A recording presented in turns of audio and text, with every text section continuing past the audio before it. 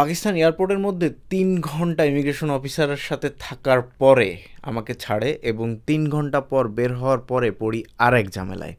২ জন আমাকে রিসিভ করতে আসে এবং ২ জনই রাত ২টা থেকে ভোর ৫টা পর্যন্ত আমার জন্য ওয়েট করতেছে। আর রিসিভ করার জন্য এদিকে আকিক ভাই আসছে, হ্যালো, আর সাজ্জাদ ভাই আসছে।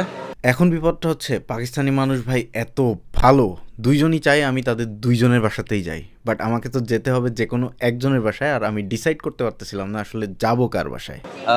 তো আসলে এই রাতের বেলা যে তারা আসছে, तुम दोनों को थैंक्स मेरे तरफ से, ये इस रात में कोई नहीं आएगा। इस वक्त पता नहीं क्या हो रहा है, सब कुछ उल्टा हो रहा है। আকিক ভাইয়ের রাগান্বিত ফেস দেখে নিশ্চয়ই বুঝতে পেরেছেন যে ইমিগ্রেশন অফিসার কি পরিমাণ হ্যাসেল আমাকে এবং তাদেরকে উভয়কেই করেছে।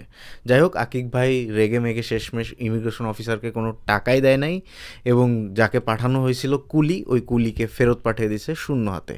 অ্যান্ড আমাকে তো যে কোনো একজনের বাসায় যাওয়ার ডিসিশন নিতে হবে, তাই আমি আপাতত আকিক ভাইয়ের বাসাতেই যাচ্ছি, কারণ তার বাসাটা কাছে। আমি এত পরিমাণ ক্লান্ত, এত পরিমাণ বিধ্বস্ত যে আসলে আমার আর বেশি দূর যাওয়া পসিবল ছিল না। ও ভাই, অবশেষে বাংলাদেশি টাইম 6টা 32, বাসা থেকে বের হয়েছিলাম অলমোস্ট 24 ঘন্টা, মানে কোনো রকম রেস্ট ছাড়া, কিছু ছাড়া এভাবে চলতেছি। ও ভাই, খুবই অবস্থা খারাপ।